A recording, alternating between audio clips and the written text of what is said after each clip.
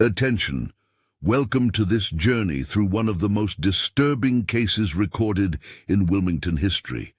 Before we begin, I invite you to leave in the comments where you're watching us from and the exact time you are listening to this narration. We are interested in knowing to what places and at what moments of day or night these documented accounts reach. In 1846, the port city of Wilmington, North Carolina, stood as one of the South's most prosperous trading centers. Cotton flowed through its docks like water, and with it came wealth that built grand mansions along the Cape Fear River. Among these estates stood the Carter plantation, a sprawling property that extended from the river's edge to the pine forests that bordered New Hanover County. What happened within those boundaries during the winter of 1846 would become one of the most documented yet mysterious cases in the region's antebellum records.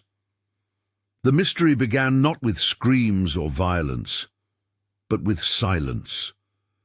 An unusual, oppressive quiet that seemed to settle over the Carter property like morning fog. Neighbors first noticed it in late November of 1846, when the typical sounds of plantation life, the calling of workers, the creak of wagon wheels, the lowing of cattle, simply stopped. Mrs. Elizabeth Thornton, who lived on the adjacent property, would later tell investigators that she found the silence more disturbing than any commotion could have been. The Carter family consisted of plantation owner Harrison Carter, his wife Margaret, and their 18-year-old son William. They owned 43 enslaved individuals, among them a man whose name would echo through local folklore for generations to come. According to plantation records found in the New Hanover County Courthouse, Amos Carter, no relation to the family, the surname being a common practice of the time, was listed as 28 years old, purchased from a Virginia plantation 3 years prior.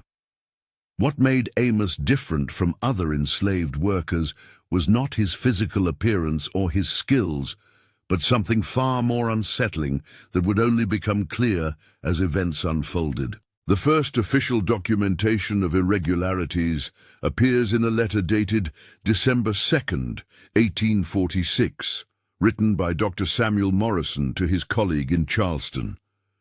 Dr. Morrison had been summoned to the Carter plantation to examine what Harrison Carter described as a disturbance among the workers. The physician's careful handwriting reveals his confusion. He found no evidence of illness, no signs of rebellion, and no indication of the strange behavior that Carter had reported.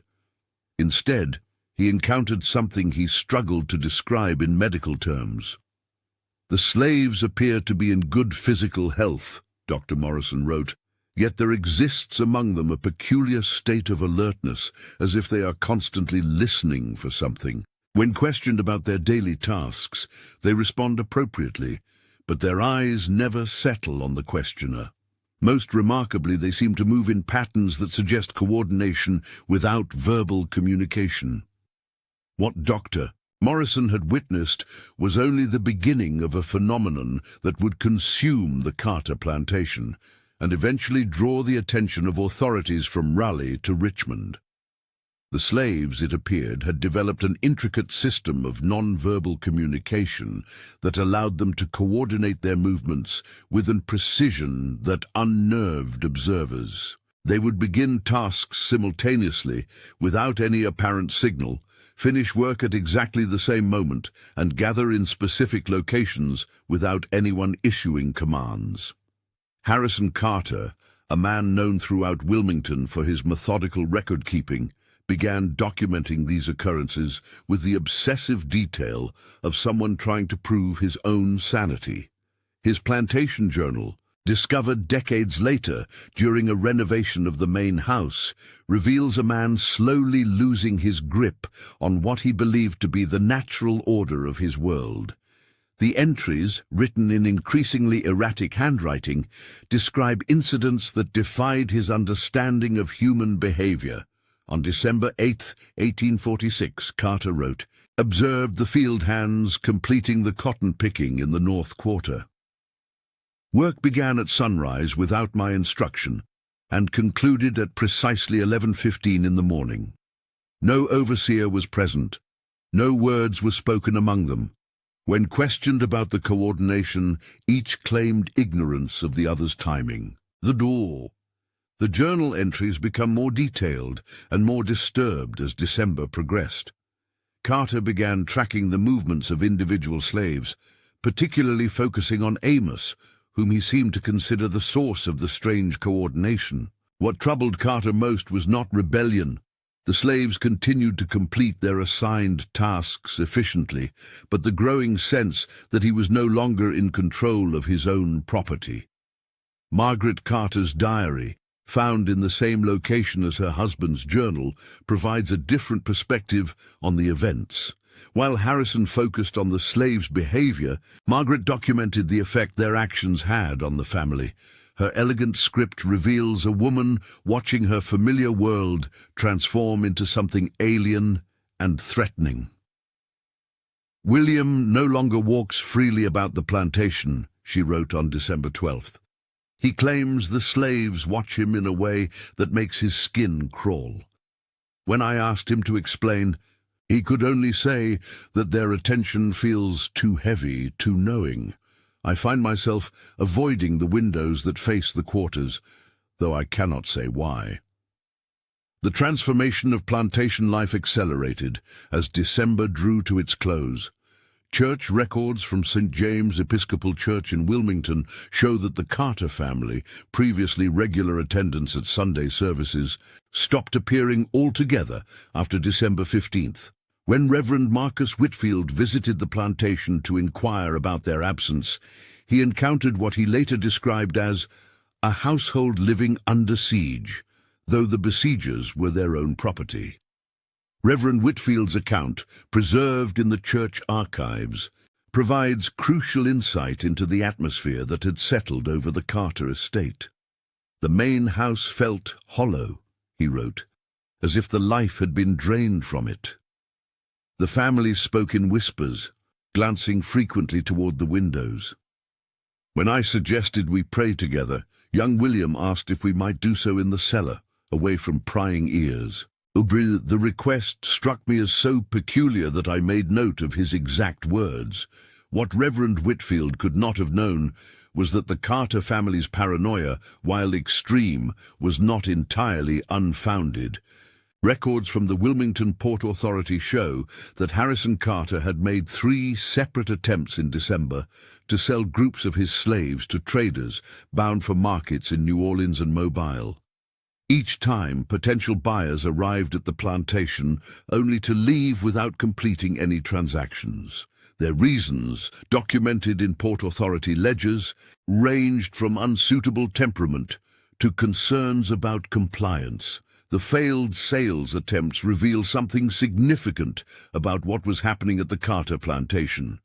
Experienced slave traders, men who had built their livelihoods on evaluating human property, found something about the Carter slaves that made them unwilling to purchase. One trader, Benjamin Morse from Charleston, left a detailed report with the Port Authority explaining his decision to avoid the transaction. "The slaves appeared healthy and capable," Morse wrote, "but their behavior suggested coordination that exceeded normal parameters. They moved as a single entity, anticipating each other's actions in a manner that indicated either extensive training or natural organization. While such coordination might prove valuable for field work, it raises questions about control that make ownership inadvisable." Morse's concerns proved prescient. By late December, Harrison Carter's journal entries had become increasingly desperate. The meticulous plantation owner, who had once prided himself on maintaining detailed records of every aspect of his property, found himself unable to predict or control the most basic elements of daily operations. Slaves completed tasks he had not assigned, gathered in locations he had not designated, and moved through their days according to schedules he had not created. On December 28th, Carter wrote what would be his final journal entry. They know something I do not. Every morning I wake believing I understand my own property, and every evening I realize I understand nothing. Amos watches the house from the quarters. I see him there when the sun sets, standing motionless among the others. He does not look away when I observe him through the window. His gaze holds a knowledge that chills me more than the December air.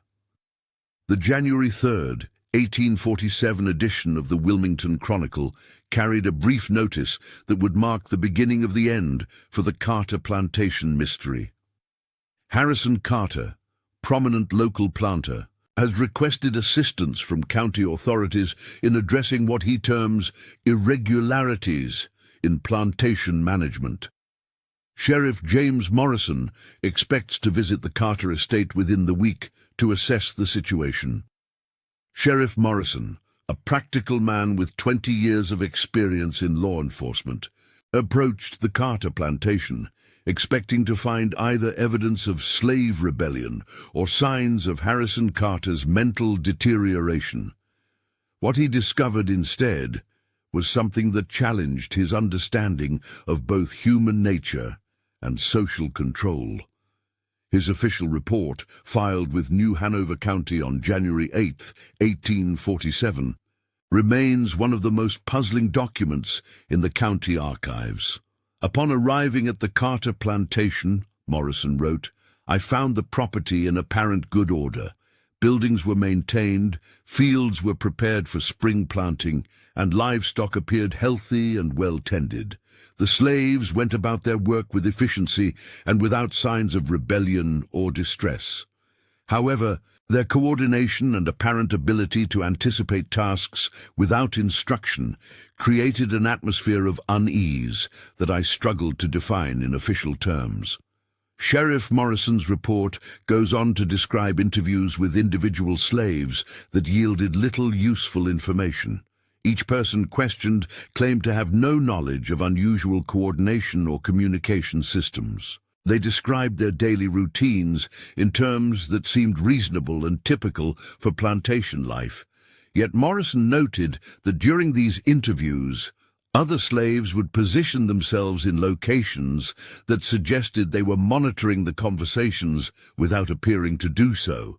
The sheriff's most telling observation concerned Amos Carter, the slave whose name had appeared repeatedly in Harrison Carter's journal entries. Amos Carter presented himself as respectful and knowledgeable about plantation operations, Morrison wrote. When questioned about his role among the other slaves, he claimed no special authority or influence. However, during our conversation, I observed that other slaves modified their movements in subtle ways that seemed to correspond to Amos's position and posture. When he shifted his weight from one foot to another, slaves in distant parts of the yard would adjust their own positions accordingly. Morrison's investigation revealed something even more disturbing when he examined the plantation's production records. Despite the Carter family's growing distress and their perception that they had lost control of their property, the plantation's output had actually increased during the months of unusual behavior. Cotton yields were higher than previous years, livestock was in better condition, and field maintenance had improved markedly. The slaves' mysterious coordination, whatever its source, had made them more efficient workers, not less. This revelation created a dilemma that Morrison struggled to address in his official capacity. No laws had been broken, no property had been damaged, no one had been harmed. Yet the Carter family's distress was genuine, and the unusual behavior Morrison had witnessed was undeniably real. His report concludes with a recommendation that reflects the limitations of legal frameworks when confronted with situations that fell outside normal experience. While I can identify no criminal activity or immediate threat to public safety, Morrison wrote, the situation at the Carter plantation bears continued observation. The coordination displayed by the slaves, while not inherently dangerous, represents a form of organization that challenges established patterns of plantation management. I recommend regular monitoring of the property to ensure that this organization does not develop in directions that might threaten public order. Sheriff Morrison's recommendation proved impossible to implement. On January 15, 1847, Margaret Carter suffered what Dr. Samuel Morrison described as a complete nervous collapse. Her diary entries from the days preceding her breakdown reveal a woman living in constant fear of her own household slaves. The final entry, written in shaking handwriting, provides a window into the psychological toll the mysterious behavior had taken on the Carter family.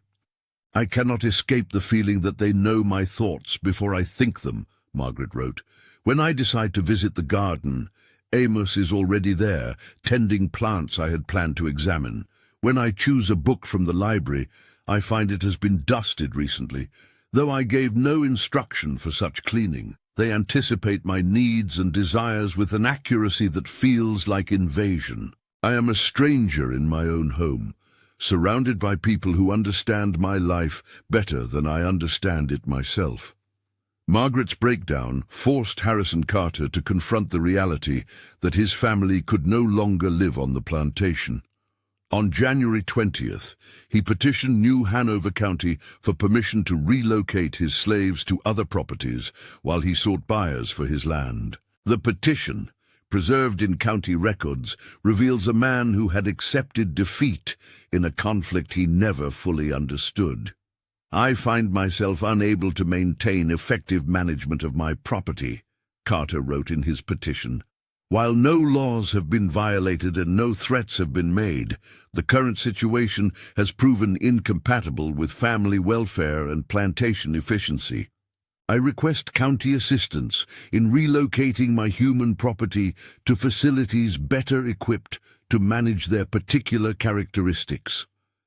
The county's response to Carter's petition created administrative complications that would persist for months.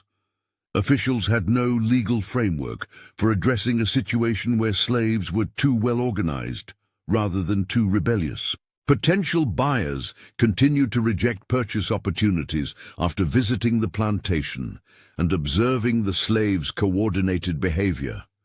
The usual networks of slave traders and plantation owners seemed unable to absorb a group of workers whose efficiency came with psychological costs their owners found unbearable. During this bureaucratic limbo, daily life on the Carter plantation continued in its mysteriously synchronized fashion. Kitchen workers prepared meals with timing that suggested telepathic coordination. Field hands moved between tasks with a precision that eliminated wasted motion and maximized productivity. Maintenance work occurred without supervision, and problems were addressed before they became serious issues. By any objective measure, the plantation operated more smoothly than it ever had under direct white supervision. Dr. Morrison, who continued to visit the plantation weekly to monitor Margaret Carter's recovery, documented this paradox in letters to medical colleagues. "I observe a plantation that functions with mechanical precision," he wrote to Dr. William Hayes in Charleston. "Yet the family that owns this marvel of efficiency lives in terror of their own property. The slaves have created a system of such perfect coordination that they no longer require management, and this very independence has rendered their owners powerless within their own home." The solution to the Carter plantation dilemma came from an unexpected source. In February 1847, a delegation of Quaker abolitionists from Philadelphia arrived in Wilmington as part of their systematic documentation of slavery conditions in the South. Led by Benjamin Lawson, a merchant with extensive connections throughout the Northeast, the delegation had heard rumors about the unusual situation at the Carter plantation and requested permission to observe and document the circumstances they found.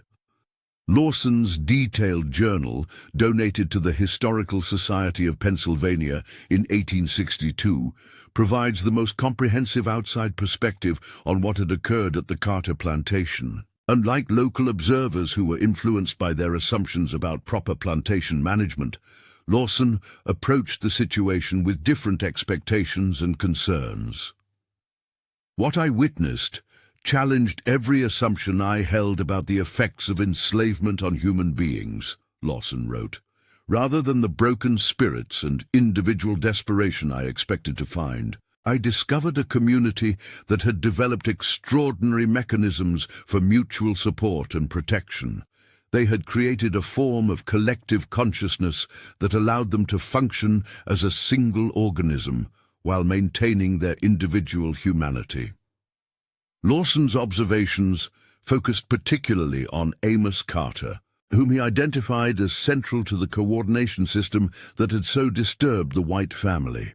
Through careful observation and conversation, Lawson concluded that Amos possessed an unusual ability to read and interpret subtle human signals that allowed him to predict the needs and intentions of others.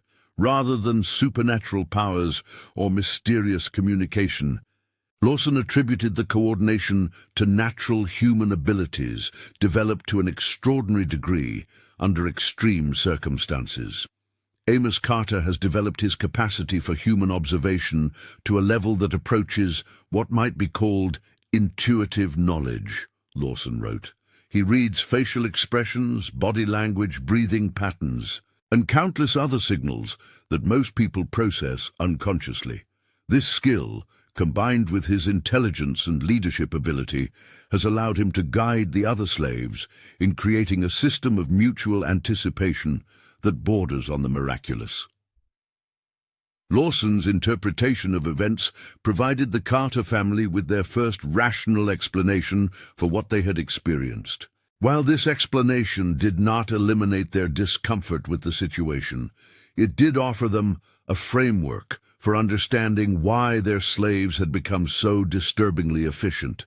More importantly, Lawson's connections in Philadelphia created an opportunity to resolve the administrative problems that had kept the Carter slaves in legal limbo. Through networks of Quaker merchants and abolitionists, Lawson arranged for the purchase of the entire Carter slave population by a consortium of Pennsylvania businessmen who intended to transport them north and provide them with employment as free laborers. The arrangement required complex legal maneuvering to satisfy North Carolina's requirements for slave sales, while ensuring that the purchaser's intentions remained concealed from local authorities. The final documentation of this transaction appears in New Hanover County records dated March 15, 1847. 43 slaves were officially sold to Northern agricultural interests for a sum that allowed Harrison Carter to settle his debts and relocate his family to Richmond, where Margaret could receive ongoing medical treatment for her nervous condition. What makes this transaction particularly significant is that it represents one of the few documented cases where enslaved people successfully used their own intelligence and organization to engineer their escape from bondage. While they could not openly resist or rebel without facing severe consequences, they had found a way to make themselves so psychologically uncomfortable for their owners that those owners willingly facilitated their departure. Amos Carter's fate after leaving North Carolina remained a mystery for more than 20 years. Then, in 1868, a memoir published by the Pennsylvania Anti-Slavery Society included an account by A.C., identified as a former slave from Wilmington, North Carolina. The memoir describes the development of the coordination system that had so disturbed the Carter family and provides insight into the intelligence and planning that had made it possible. We understood that our only power lay in our ability to disturb the peace of mind of those who claimed to own us, the memoir states. We could not fight them directly without facing death or worse punishment. We could not run away without leaving others behind to suffer retribution. but we could make them so uncomfortable with their own authority that they would question whether they truly controlled their own property. The memoir goes on to describe how the coordination system developed gradually over many months. Starting with simple tasks like synchronized movement between work areas, the enslaved workers slowly expanded their coordination to include complex activities that required precise timing and mutual awareness. The goal was never to harm anyone or to damage property, but to create an atmosphere of uncertainty that would undermine their owner's sense of control. When we moved as one mind while maintaining our individual selves, the memoir explains, we created a mystery that white minds could not solve. They needed to believe that we were either completely subservient or actively rebellious. Our coordination fell between these categories, and that space between their expectations became our path to freedom. The memoir's author describes Amos Carter as the originator and coordinator of this strategy, but emphasizes that its success depended on the participation and intelligence of every person involved. The seamless coordination that had so disturbed observers was the result of months of careful practice and refinement, guided by Amos's unusual ability to read human behavior and predict responses. By spring of 1847, the Carter plantation stood empty except for the main house, where Harrison and Margaret Carter waited for buyers interested in the land itself. Local residents noted the eerie quiet that settled over the property after the slaves' departure. Without their coordinated activity, the plantation felt lifeless and abandoned, even while the Carter family still lived there. Dr. Morrison's final medical report on Margaret Carter, dated April 3, 1847, documents her gradual recovery once the source of her anxiety had been removed. Mrs. Carter shows marked improvement in both physical and mental condition, he wrote. Sleep patterns have normalized, appetite has returned, and the nervous trembling that characterized her condition during the winter months has largely subsided. However, she continues to express reluctance to remain on the plantation property and has requested that her husband expedite their relocation to Richmond. The Carter family's departure from Wilmington in late April 1847 marked the end of the active phase of this mystery, but not the end of its influence on local memory and folklore. Stories about the coordinated slaves spread throughout the Cape Fear region, often becoming more fantastical and supernatural with each retelling. Some versions claimed that Amos Carter possessed magical powers that allowed him to control the minds of others. Other variations suggested that the slaves had made a deal with supernatural forces to gain their unusual abilities. These folkloric interpretations missed the real significance of what had occurred. Rather than supernatural phenomena, the events at the Carter plantation represented a sophisticated form of psychological resistance that used the enslaved people's understanding of white psychology to create conditions for their own liberation. It was a strategy that required exceptional intelligence, remarkable self-discipline, and extraordinary trust among 43 individuals who had found a way to turn their oppressors' assumptions against them. Local newspaper coverage of the Carter plantation sale, published in the Wilmington Chronicle on May 2, 1847, treated the events as a curiosity rather than recognizing their political significance. The unusual circumstances surrounding the Carter property have attracted considerable attention from visitors and residents alike, the newspaper reported. While no definitive explanation has been established for the peculiar behavior observed among the former slaves, their departure has restored normal conditions to the area. Indeed, the Chronicle's superficial coverage reflects the broader failure of white society to recognize the intelligence and agency demonstrated by the enslaved workers. Local observers preferred to attribute the coordination to mysterious or supernatural causes, rather than acknowledge that enslaved people might possess the intellectual capacity to develop and execute such sophisticated strategies. This blindness to slave intelligence was not accidental, but rather a necessary component of the psychological framework that justified enslavement. Recognizing the full humanity and intelligence of enslaved people would have made it impossible to maintain the fiction that slavery was natural or beneficial. The Carter plantation events threatened this psychological balance by demonstrating forms of intelligence and organization that exceeded what most white observers believed possible. The property itself sold to a Virginia tobacco farmer in June 1847, but the new owner's attempts to operate it as a working plantation proved unsuccessful. Local residents reported that he had difficulty recruiting both enslaved and free workers willing to live on the property. Stories about the coordinated slaves had created a reputation that made potential workers nervous about accepting positions there.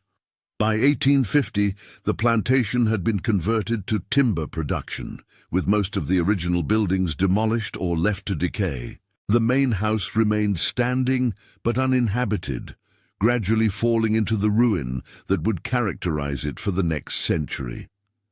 Visitors to the property often reported an oppressive atmosphere that made them uncomfortable, though they struggled to identify specific reasons for their unease. Records from the Wilmington Harbor Master's Office show that ships carrying former Carter plantation slaves reached Philadelphia in late March 1847. Passenger manifests list 43 individuals identified only by first names and ages, with no indication of their ultimate destinations or subsequent fates. This anonymity was intentional, designed to protect them from slave catchers and legal challenges to their freedom. The Pennsylvania Anti-Slavery Society's 1868 memoir provides the only detailed account of what happened to these individuals after their arrival in Philadelphia. According to this source, they were initially housed in safe houses throughout the city, while arrangements were made for longer-term employment and housing. The coordination skills they had developed in North Carolina proved valuable in their new circumstances, allowing them to function effectively as free laborers in unfamiliar environments. Our ability to work together without extensive supervision made us valuable employees, the memoir states. Factory owners and farm managers found that we required less direction than other workers and produced higher quality results. The skills we had developed to disturb our former owners served us well in building new lives as free people. The memoir indicates that most of the former Carter slaves remained in Pennsylvania, with some eventually purchasing their own land and establishing independent farms. Others moved to cities like Philadelphia and Pittsburgh, where they found work in manufacturing and trade occupations. A few joined the Underground Railroad, using their understanding of human psychology to help other enslaved people escape to freedom. Amos Carter himself, according to the memoir, became a prominent figure in Pennsylvania's African-American community, serving as a minister and educator. His unusual ability to read human behavior made him an effective counselor and leader, helping other former slaves adjust to freedom and develop strategies for success in Northern society. The memoir's final mention of Amos Carter appears in an 1865 entry describing celebration of the Civil War's end. When news reached us that slavery had been abolished throughout the nation, Amos gathered those of us who remembered the Carter plantation and led us in a prayer of thanksgiving. He reminded us that our strategy of coordination had been a small part of a much larger struggle, and that our success in disturbing the peace of one family had contributed to the eventual liberation of millions. Back in Wilmington, memory of the Carter plantation events persisted well into the 20th century, though the stories became increasingly disconnected from their historical reality. Local folklore transformed Amos Carter into various supernatural figures, depending on the storyteller's perspective and audience. Some versions made him a heroic figure with magical powers who used supernatural abilities to protect his fellow slaves. Others portrayed him as a sinister presence whose influence had corrupted the natural order of plantation life. These folkloric adaptations obscured the real significance of what had occurred, turning a sophisticated example of psychological resistance into simple supernatural tales. The transformation of history into folklore served the interests of white society by eliminating the uncomfortable implications of slave intelligence and agency, while preserving the event's emotional impact as entertainment. Church records from various Wilmington congregations show that sermons about the Carter plantation events continued to be preached for decades after the family's departure. These sermons typically use the story as a cautionary tale about the importance of maintaining proper authority and the dangers of allowing slaves too much independence. The ministers who delivered these sermons seemed to miss entirely the irony that their warnings validated the effectiveness of the slaves' strategy. During the Civil War, Confederate authorities in North Carolina expressed concern about the potential for similar coordination among enslaved populations throughout the state. Military correspondence found in state archives shows that officers were specifically instructed to watch for signs of unusual organization among slaves and to report any indications that plantation workers were communicating or coordinating their activities in unexpected ways. These concerns proved largely unfounded, not because enslaved people lacked the intelligence or motivation to organize, but because the specific circumstances that had made the Carter plantation strategy possible were extremely rare. The coordination system required exceptional leadership, unusual trust among participants, and owners who were psychologically vulnerable to the particular form of disturbance the slaves had created. The post-war period brought renewed interest in the Carter plantation story, as historians and journalists began documenting slavery experiences throughout the South. However, most of these investigations focused on dramatic stories of rebellion and escape, rather than the subtler forms of resistance that had characterized the Carter events. The coordinated slave strategy was too complex and psychologically sophisticated to fit easily into the simple narratives that early historians preferred. In 1892, a Wilmington newspaper reporter attempted to locate and interview Harrison Carter, who was then living in Richmond and working as a tobacco merchant. The resulting article, published in the Wilmington Star on October 15, 1892, provides a glimpse of how the events had affected the Carter family in the decades following their departure from North Carolina.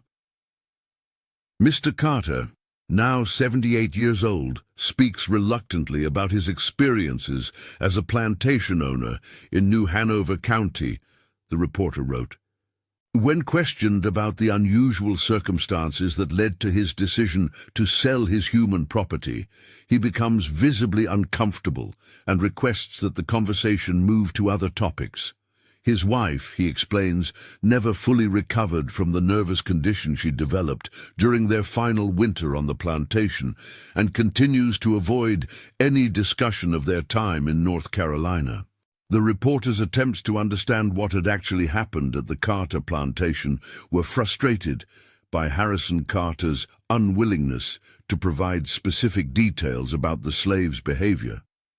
Carter would only say that his workers had developed habits of independence that made proper management impossible, and that he had sold them to avoid further complications. This reticence reflected more than simple embarrassment about losing control of his property. Harrison Carter had spent 46 years trying to understand what had happened during those winter months in 1846, and he had never arrived at an explanation that satisfied him. The coordinated slaves had created a mystery that he could neither solve nor forget, and this unsolved mystery had shaped the remainder of his life, Margaret Carter died in 1894 without ever returning to North Carolina or speaking publicly about her experiences on the plantation. Her obituary in the Richmond Times-Dispatch mentioned her delicate constitution and lifelong struggle with nervous ailments, but provided no details about their origin. The family apparently preferred to let the story remain buried with their memories of those disturbing winter months. William Carter, the 18-year-old son who had been so disturbed by the slaves' attention, eventually became a successful merchant in Richmond, but never married or had children. Family letters found in private collections suggest that he remained deeply affected by his memories of the plantation and never felt comfortable around African Americans, even as free citizens during Reconstruction. The coordinated slave strategy had achieved its goal of disturbing white authority, but the psychological effects on the Carter family had proven more lasting and damaging than perhaps even Amos Carter had intended. The Carter plantation property changed hands multiple times during the late 19th century, with each owner eventually abandoning attempts to develop it for residential or agricultural use. Local superstitions about the land made it difficult to attract workers or residents, and practical problems with flooding and soil quality made farming unprofitable. By 1900, most of the original plantation buildings had collapsed or been demolished, leaving only foundation stones and overgrown fields to mark where one of North Carolina's most unusual slavery stories had unfolded. In 1952, a graduate student from the University of North Carolina attempted to research the Carter plantation events for a dissertation on slave resistance in the antebellum South. Working with county records, church archives, and surviving newspaper accounts, she was able to reconstruct the basic timeline of events, but found little documentation that explained how the coordination system had actually functioned or why it had been so effective at disturbing the Carter family. Her research was complicated by the fact that most contemporary observers had been more interested in the event's emotional impact than in understanding their mechanics. Witnesses had described their feelings of unease and confusion without providing detailed accounts of specific behaviors or interactions. The result was a historical record that documented the effects of the slave strategy without revealing how that strategy had been developed or implemented. The student's dissertation, completed in 1954 but never published, concluded that the Carter plantation events represented a sophisticated form of psychological resistance that deserves recognition alongside more dramatic examples of slave rebellion. However, her academic advisors discouraged her from pursuing publication, arguing that the story was too unusual and poorly documented to contribute meaningfully to historical scholarship. This academic dismissal reflected broader patterns in how historians approached slavery studies during the 1950s. Scholars were beginning to recognize slave agency and resistance, but remained focused on dramatic, violent confrontations that fit conventional definitions of political action. Subtle, psychological forms of resistance, like the Carter plantation coordination, were too complex and ambiguous to fit comfortably into existing analytical frameworks. The 1960s brought renewed interest in African American history and slave resistance, but the Carter plantation story remained largely forgotten except in local folklore. The civil rights movement generated extensive research into slavery experiences, but most historians continued to focus on documented rebellions, underground railroad activities, and other forms of resistance that had left clear historical records. In 1967, exactly 120 years after the events at the Carter plantation, a collection of Pennsylvania Anti-Slavery Society documents was donated to the Historical Society of Pennsylvania. Among these papers was the memoir attributed to A.C., which provided the first detailed insider account of how the coordination system had been developed and implemented. The memoir's publication in a scholarly journal in 1968 generated significant interest among historians studying slave resistance, but attempts to verify its authenticity proved inconclusive. No other contemporary sources corroborated the specific details provided in the memoir, and the author's identity could not be definitively established. Some scholars questioned whether the account might be fictional or heavily embellished, while others argued that the lack of corroborating evidence was consistent with the secrecy that would have surrounded such activities. Regardless of questions about the memoir's authenticity, its description of the psychological principles underlying the coordination strategy proved influential in later research on slave resistance. The author's analysis of how enslaved people could use white psychological expectations against their oppressors provided a framework for understanding other examples of subtle resistance that had previously been overlooked or misinterpreted by historians. The memoir also helped explain why the Carter plantation events had been so effective at disturbing the white family while remaining invisible to legal authorities.